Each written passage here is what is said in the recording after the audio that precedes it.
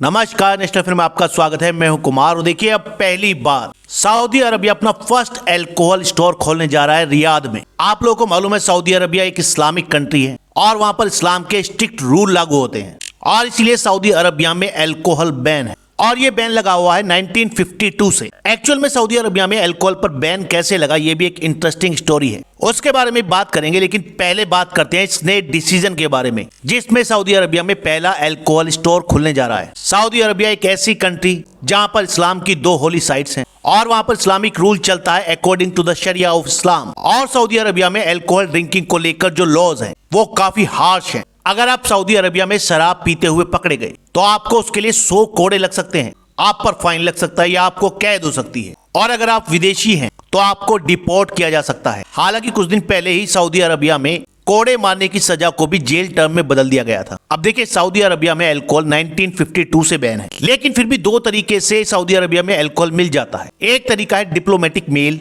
और दूसरा है ब्लैक मार्केट। ब्लैक मार्केट तो आप समझते हैं, यानी इलीगल तरीके से अल्कोहल लेकर आना सऊदी अरबिया में। और डिप्लोमेटिक मेल का मतलब यह है कि जितने भी फॉरेन डिप्लोमेट हैं सऊदी अरबिया में वो मेल के थ्रू मंगाते हैं बाहर से अल्कोहल या अपनी कंट्री से और वो लोग इसको कंज्यूम कर सकते हैं सऊदी अरबिया में। लेकिन इसी हफ्ते सऊदी अरबिया से एक और न्यूज आई थी कि सऊदी अरबिया की जो गवर्नमेंट है वो अल्कोहल इंपोर्ट पर अब नए रेस्ट्रिक्शंस लगाने वाली है with in the diplomatic consignment. यानी जो डिप्लोमेटिक कंसाइनमेंट आते हैं और उनके थ्रू जो अल्कोहल आता है, अब वहां की सरकार उन पर भी रेस्ट्रिक्शंस लगाने वाली है और इसीलिए अब जरूरत पड़ गई ऐसी जगह की जहां से फॉरेन डिप्लोमेट अल्कोहल खरीद सके। और इसीलिए लगभग 70 सालों बाद सऊदी अरब की सरकार ने डिसीजन लिया है कि देश में पहला अल्कोहल स्टोर खुलने वाला है रियाद में। सऊदी अरब में जो नए रेगुलेशन लेकर आई है उसके अंडर जो फॉरेन एम्बेसीज हैं उसमें जो भी स्पेशल गुड्स आते हैं या अल्कोहलिक बेवरेज आता है उसको रेस्ट्रिक्ट करने की प्लानिंग है सऊदी सरकार की, और स्पेशली ऐसी एम्बेसीज की जो नॉन मुस्लिम कंट्रीज की है। हालांकि देखिए ऐसा भी नहीं है कि सऊदी सरकार ने ये डिसीजन लिया है कि अब हर जगह आपको अल्कोहल स्टोर मिल जाएंगे,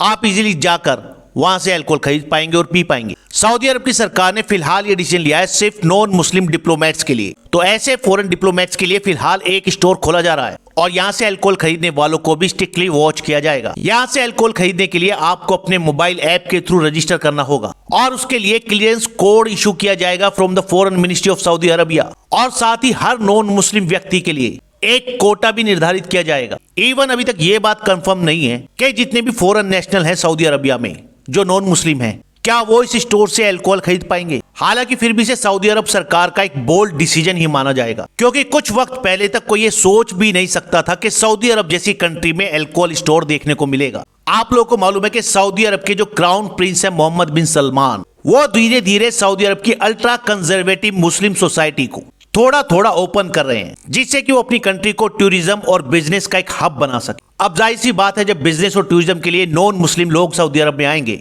तो वो अल्कोहल की भी डिमांड करेंगे और ये शायद उस दिशा में पहला कदम हो सकता है। हो सकता है इन फ्यूचर आप सऊदी अरबिया में और भी ज्यादा अल्कोहल स्टोर देख पाएं, भले ही वो सिर्फ नॉन मुस्लिम लोगों के लिए हों। अच्छा, सऊदी अरबिया में अल्कोहल बैन क्यों किया गया, ये एक काफी इंटरेस्टिंग स्टोरी है, शायद आप में से काफी लोगों को मालूम भी ना हो। 1952 में सऊदी अरबिया के प्रिंस मिसारी बिन अब्दुल अजीज अल सऊद और एक ब्रिटिश डिप्लोमेट सिरिल ओस्मान के बीच में एक ऐसा हादसा हुआ जिसके बाद पूरे सऊदी अरबिया में अल्कोहल बैन कर दिया गया। सिरिल ओस्मान एक ब्रिटिश सिटीजन थे जो सऊदी अरबिया में 1929 से थे और काम कर रहे थे एज एन इंजीनियर। बाद में उन्हें जेद्दा में एक ब्रिटिश वाइस काउंसिल बना दिया गया। उन्होंने 16 नवंबर 1951 को अपने यहाँ पर एक पार्टी रखी। उस पार्टी में प्रिंस मिसारी जो सऊदी अरबिया के सऊद घराने से हैं, सऊद घराना जो सऊदी अरबिया को रूल करता है, उस वक्त उनकी उम्र थी 19 साल और वो उस पार्टी में गेस्ट थे। उस पार्टी में प्रिंस मिसारी ने काफी शराब पी, वो ऑलरेडी अपनी लिमिट क्रॉस कर चुके थे और जब प्रिंस मिसारी ने सिरिल ओस्मान से और शराब मांगी तो सिरिल ओस्मान ने मना कर दिया। इसी गुस्से में थोड़ी देर बाद वो एक गन लेकर आए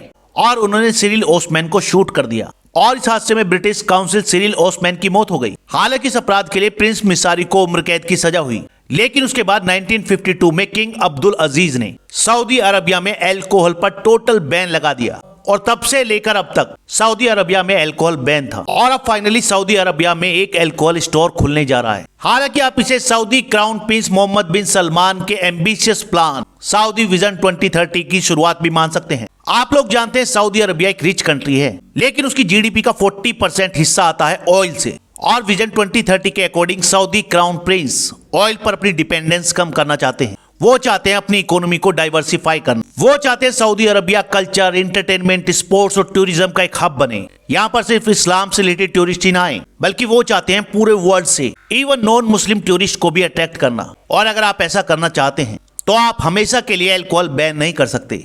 आप लोग इस बारे में क्या राय है, कमेंट जरूर करिएगा। फिलहाल इस वीडियो में इतना ही। नेक्स्ट वीडियो में जल्द मिलेंगे। धन्यवाद।